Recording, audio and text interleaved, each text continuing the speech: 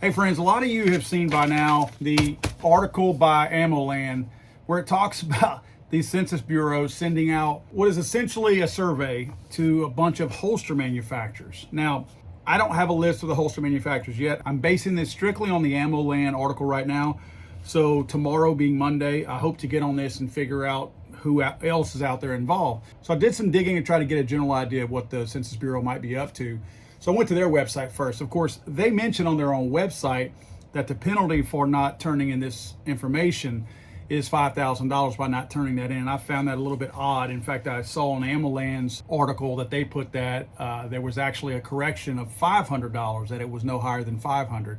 So I went out and looked at the actual code, and it's actually as much as $100, and in different cases it might be $500. In other words, if you turned in wrong information on purpose, you could be fined up to $500. But if you didn't turn in any information, your fine was only $100. So I went looking through here just to see what kind of information the Census Bureau might be asking. And if we look at the data that's required on this commodity flow survey that they sent out, you'll notice that the data does not seem terribly intrusive. Now, I'm not saying that it's any of the Census Bureau or the federal government's business anyway, but you'll notice that they have shipment ID number, which of course is none of their business. Shipment date, not that any of this is their business. Shipment value, let's move on over to what basically the product itself might be.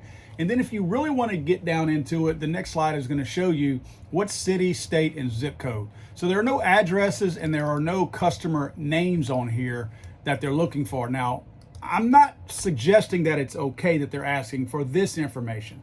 What I'm saying is they're not asking to know every single customer out there who has a holster. I suspect what this could be tied to is the gun bill that they just passed a couple of weeks ago. All the money that's being earmarked to go out here to encourage people to push more red flag gun laws. People know that if you buy a holster, more than likely there is going to be a firearm associated with that.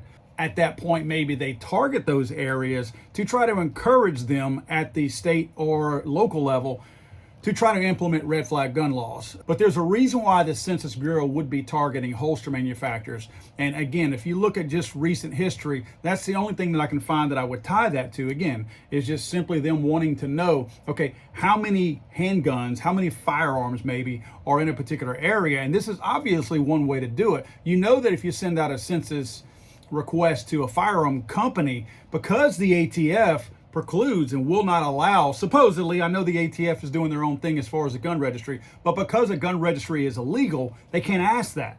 So one of the most logical other ways to find out if a particular area has a certain amount of firearms in it is to see how many holsters are out there. Now, of course, that's not an exact science. We obviously know that. We know that AR-15s and shotguns and a lot of handguns don't accompany a holster in any kind of way.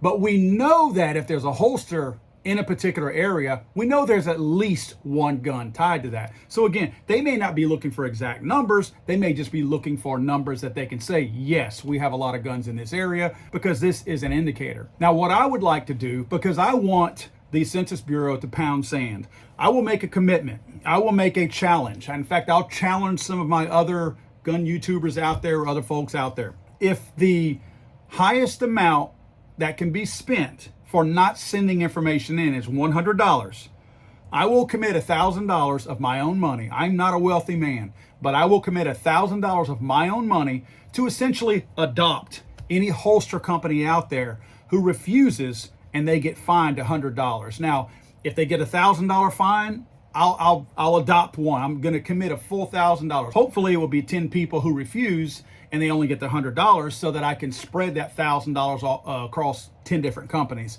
So again, my commitment from Legally Armed America is that I will commit $1,000 of my money to encourage these holster manufacturers to tell the government to pound sand, send me my fine letter, you guys reach out to me, and I will use up the $1,000 that I'm committing to this to the first people that come to me about this. I'm going to try to do my part, because this is not right, and I'm tired of the government sticking their nose in our business.